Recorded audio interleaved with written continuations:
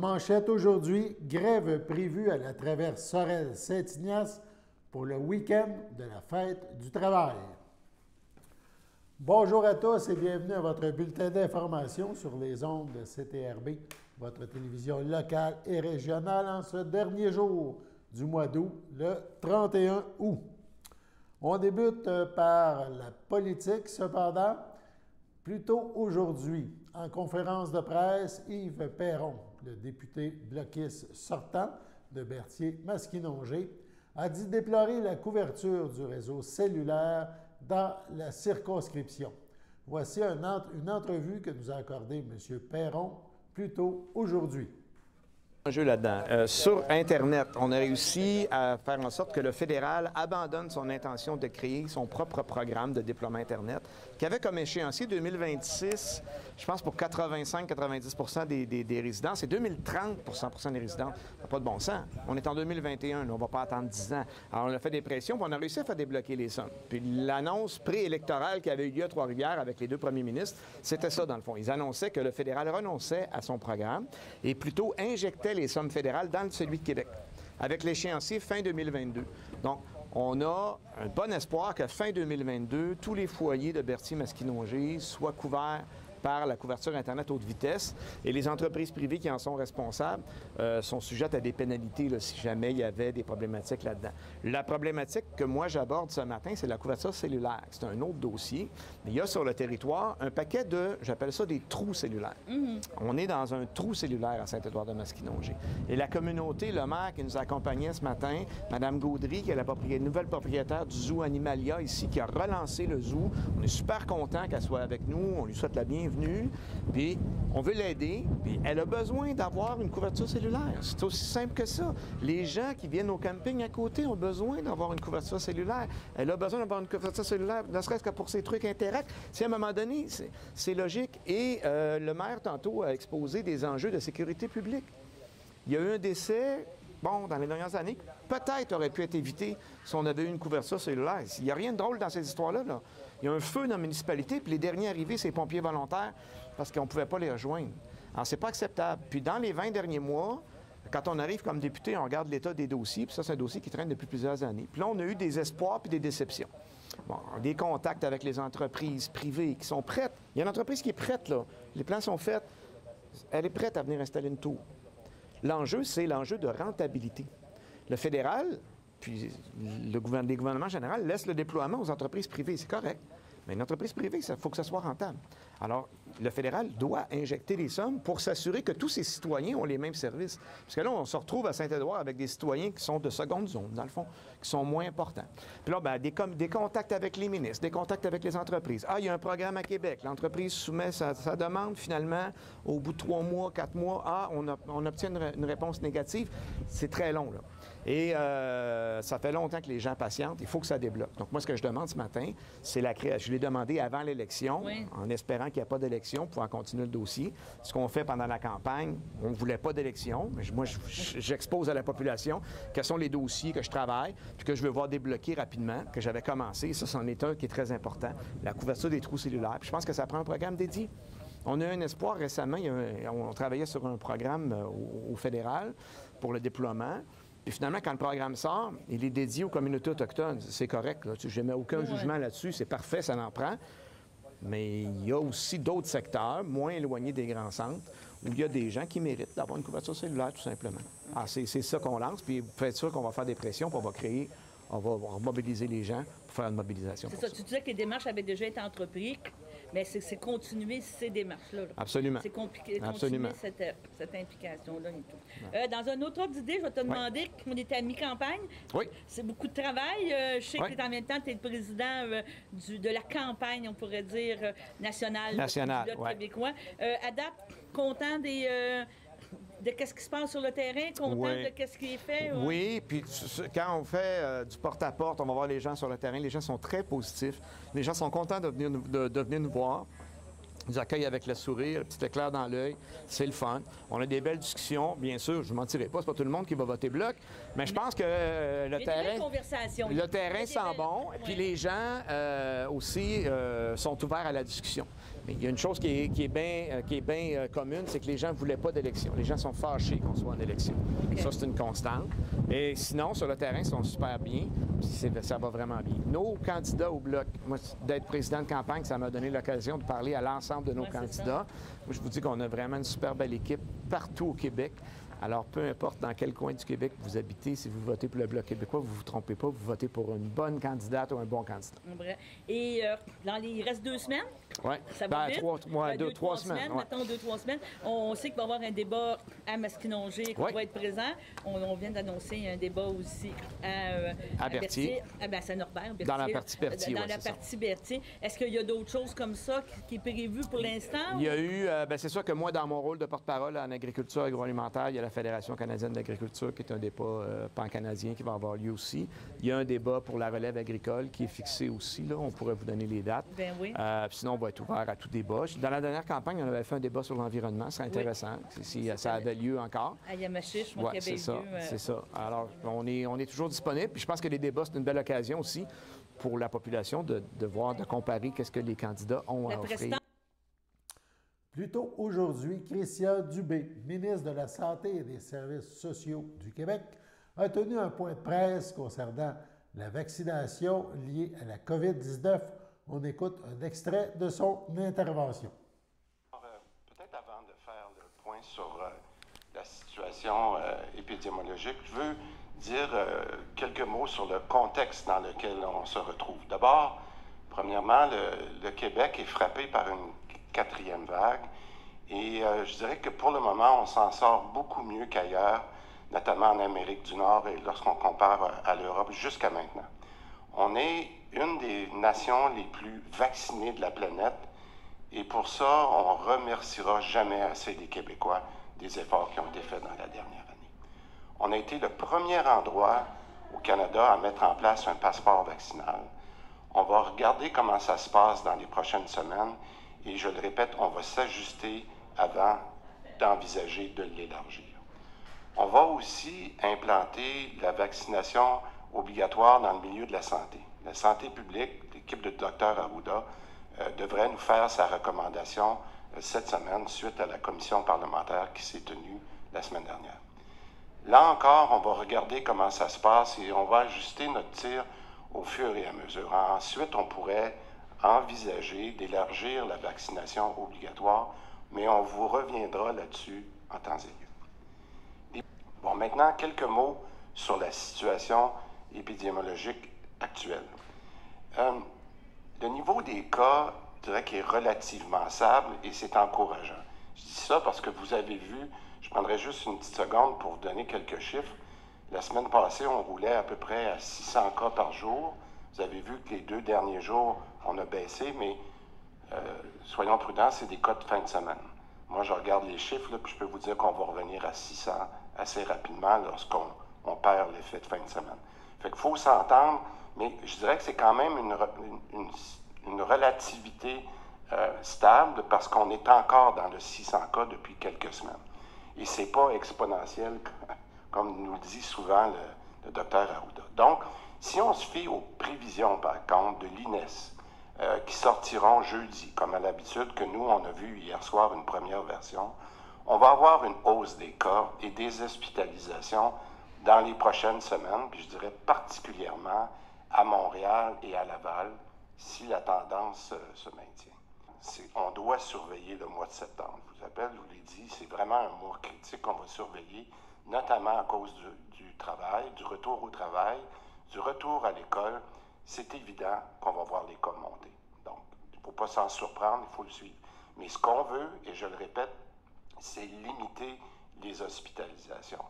Pour l'instant, je dirais, malgré que les cas ont augmenté, les hospitalisations sont quand même restées à un niveau qui est relativement bas. Puis je dis ça quand je fais attention parce que le personnel de la santé trouve que c'est toujours trop haut. Alors, on se comprend, là, je le dis avec beaucoup de délicatesse. Mais en ce moment, selon le docteur O'Patterney, puis elle me redisait ces chiffres-là ce matin, on est à peu près à 15 à 25 % de notre capacité réelle, dépendamment des régions.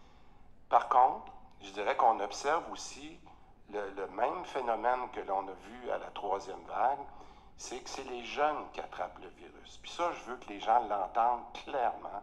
C'est de rappeler aux gens que même si on est doublement vacciné, le virus reste présent. Et il faut qu'on continue à suivre les mesures sanitaires. Parce que, puis j'arrête là-dessus juste une petite seconde, on se sent un peu intouchable la journée qu'on a notre deuxième dose. Vous l'avez tout réalisé là, pour ceux qui sont ici, puis ceux qui nous écoutent. On dirait qu'une fois qu'on a eu notre deuxième dose, on sent comme, nous, on est correct.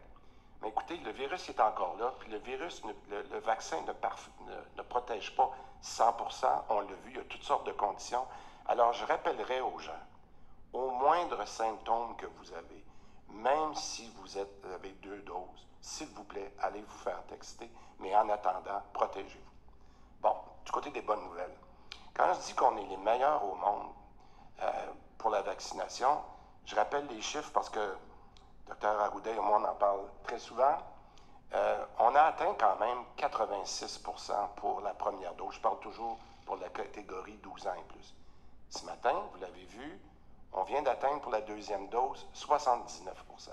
Ça veut dire que d'ici quelques jours, si ça continue de bien aller comme ça, puis c'est pour ça qu'on incite les gens à aller se faire vacciner, on pourrait avoir 86-87% première dose et 80% deuxième dose.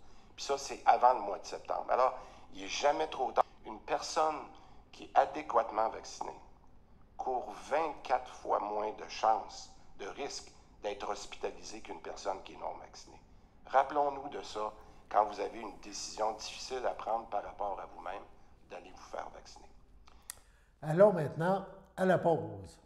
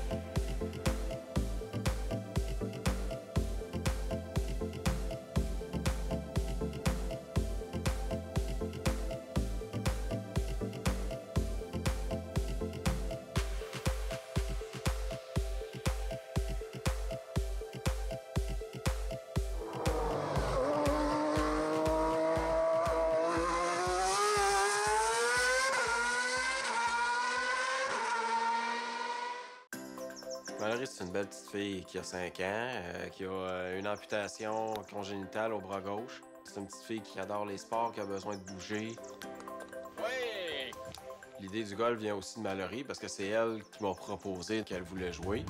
Ben, la prothèse de golf que Mallory a été défrayée par l'Association des amputés de guerre.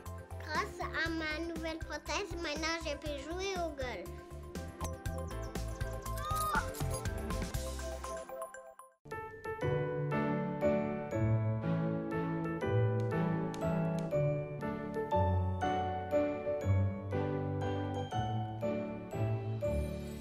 Voici les anniversaires en ce 31 août.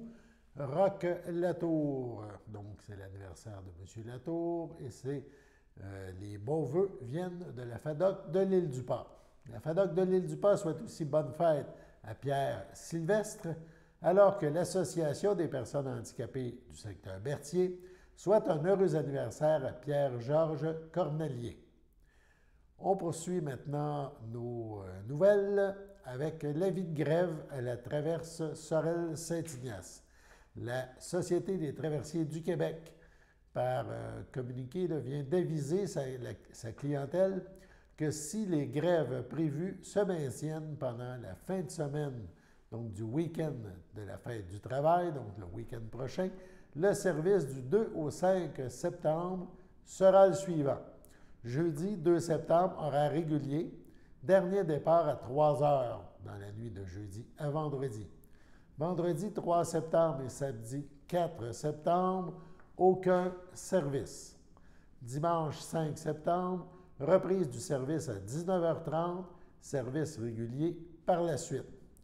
Pour plus de renseignements et pour un suivi, On vous invite à consulter le site Internet traversier au pluriel.com. Donc, ça pourrait perturber les va-et-vient entre Saint-Ignace-de-Loyola et Sorel-Tracy durant cet important week-end, cet important congé de 3 jours. C'est à suivre. On parle bien sûr de rentrée scolaire, cette rentrée scolaire qui s'amorce dans les heures qui viennent, qui est déjà commencée pour nos cégepiens. Donc, une rentrée scolaire qui est à nos portes. C'est pourquoi nous avons parlé de ce sujet fort d'actualité avec Anne-Marie Picard, qui est directrice générale du Comité régional pour la valorisation de l'éducation dans Lanaudière, le Créval. On écoute cette entrevue. Moi, ce que je dis, c'est que la rentrée scolaire, c'est un moment pour se réjouir. On peut être fier au Québec d'avoir un si bon système scolaire. On l'oublie, là, mais si on va voir les données, là, notre système québécois est très bon, notre système scolaire québécois. D'avoir accès à cette éducation-là, qui est un droit pour les jeunes et les moins jeunes, moi, je pense qu'il faut être fier puis se réjouir de ça. Maintenant, c'est certain que, étant donné que ça amène un certain changement pour certains, pour plusieurs, qu'il y a peut-être une petite liste de choses à faire. Tu sais, on a des effets scolaires, il faut voir la garde-robe et tout ça. C'est le retour à la routine. Pour certaines personnes, ça peut être un petit peu stressant. Premier conseil, on respire tout le monde, on prend une grande respiration, puis on se dit qu'on est des humains, qu'on est imparfaits, qu'on va faire de notre mieux. S'il y a une chose à prioriser, c'est de justement valoriser le fait d'aller à l'école. Donc, parler de l'école en bien, parler en bien de ceux qui travaillent avec nos jeunes, que ce soit les intervenants qui sont à l'école, mais aussi ceux qui sont dans les organismes communautaires. Et comme parents, étant donné qu'on est les personnes qui connaissent mieux nos enfants, c'est de rester à l'affût. Est-ce qu'il y a des comportements qui changent au niveau de l'alimentation, du sommeil, de son comportement en tant que tel, de poser des questions, s'informer de ce qu'il vit à l'école. Pour l'enfant, l'école, c'est un peu comme pour nous, les adultes, notre milieu de travail. Qu'est-ce qu'on fait le soir quand on revient à la maison, Chloé? On jase, hein? On demande, ça a été ta journée, qu'est-ce que tu as fait au bureau, ou à l'usine, ou etc. Et on échange avec les gens qui sont près de nous sur ce qu'on vit au quotidien dans notre réalité professionnelle. Avec les enfants, c'est un peu la même chose, de voir comment ça se passe, c'est qui leur ami, comment ils trouvent leur enseignant et tout ça. Donc, de maintenir ce lien-là qu'on avait avec nos tout-petits quand on les avait de façon bien égoïste, juste pour soi, de maintenir ce lien-là et de démontrer qu'on est intéressé. Parfait. Puis c'est aussi un des moments parfaits, parce qu'il y en a plusieurs dans l'année, mais la rentrée scolaire est un bon moment pour parler de votre campagne du carburant pour leur réussite. Pouvez-vous me faire un petit rappel de c'est quoi cette campagne-là? Du carburant pour leur réussite, c'est une campagne qui vient des Journées de la persévérance scolaire.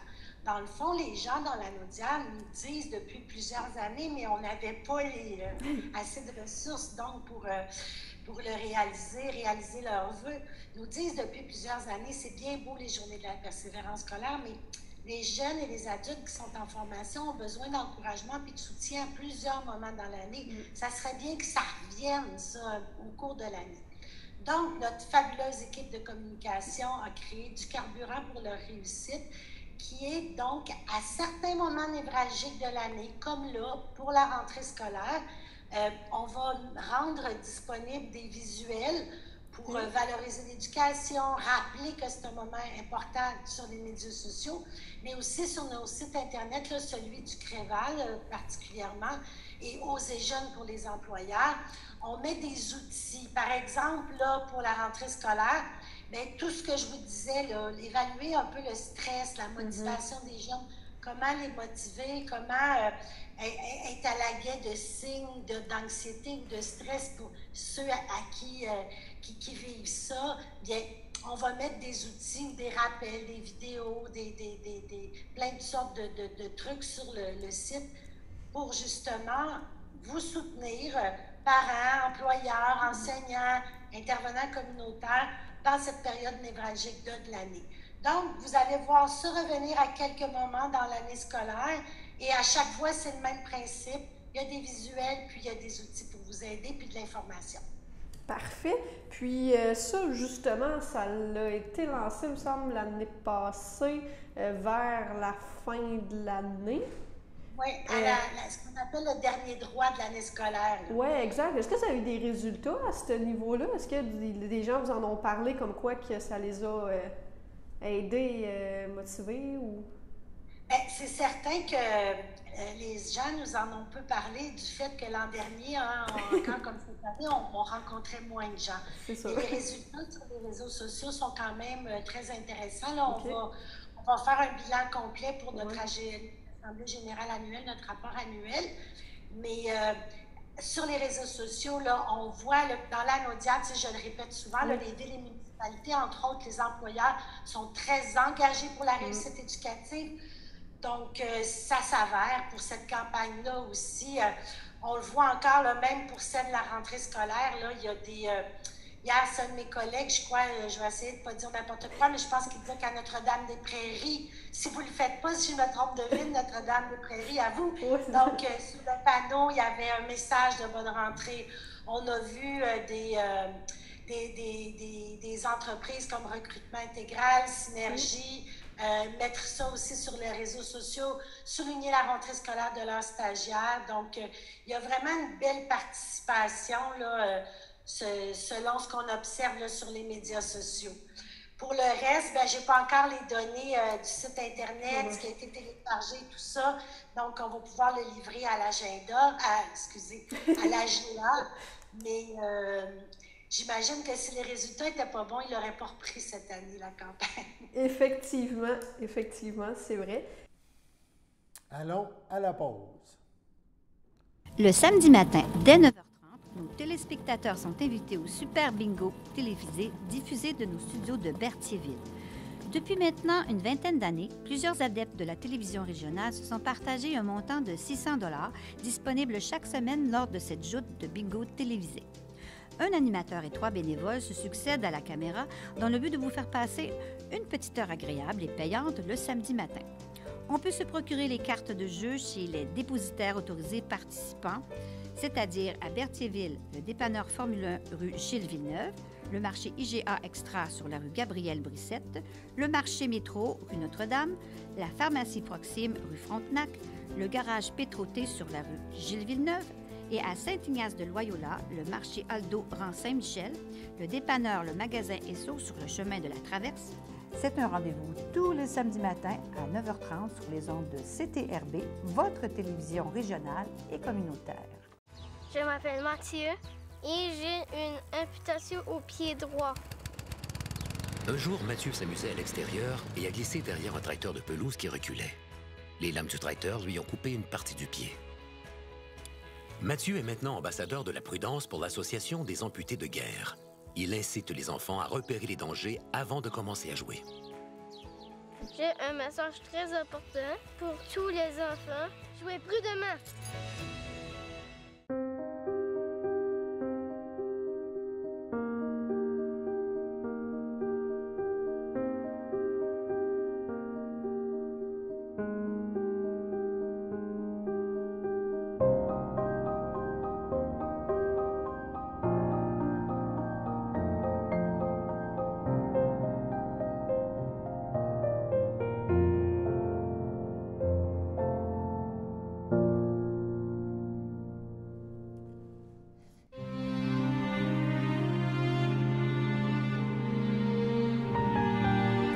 Accidentellement, le 10 août dernier, à 86 ans, est décédé M. Robert de Grandpré, époux de Lise Lavallée, demeurant à Sainte-Geneviève de Berthier.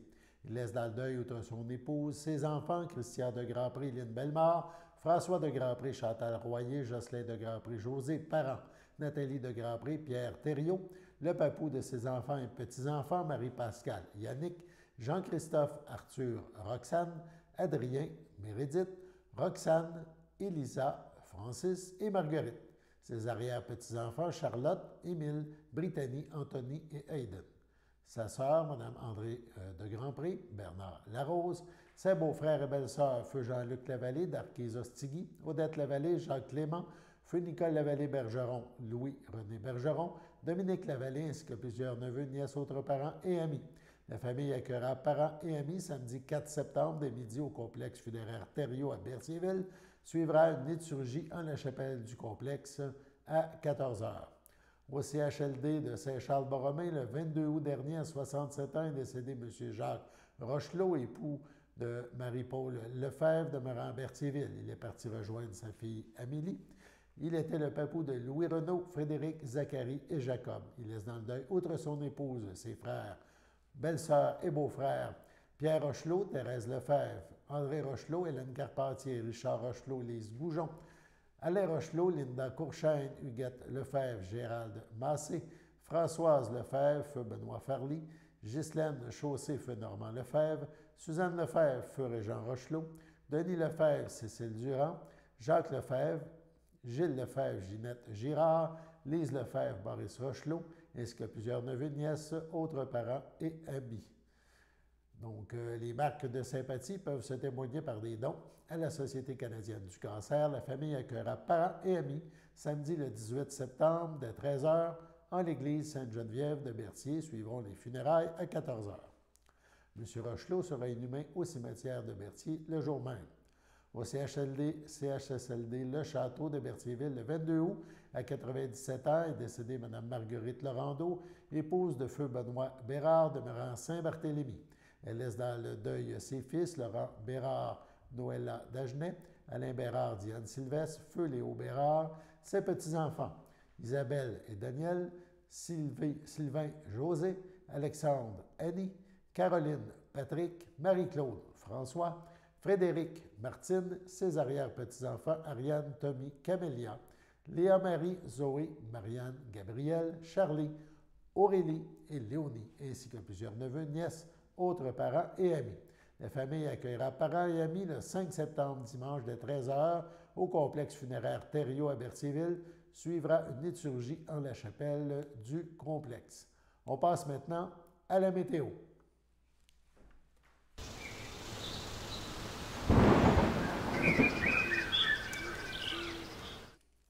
Bonjour, ici Chloé pour la météo. Pour ce soir, ensoleillé. Température de 21 degrés et la température ressentie de 22 degrés également. Pour cette nuit, ciel variable. Température de 13 et la température ressentie est de 12 degrés. Pour demain, mercredi, plutôt ensoleillé. Température de 24 et la température ressentie est de 24 degrés. La qualité de l'air est bonne. Les rayons UV sont modérés, ainsi que le pollen. Donc, merci à Chloé, dont c'était la dernière journée de congé estival, le retour à l'école demain. Donc, aux jeunes qui retournent à l'école, bonne année scolaire. Et à vous, chers téléspectateurs, on vous invite à être des nôtres demain pour le bulletin de nouvelles du premier jour du mois de septembre. À demain.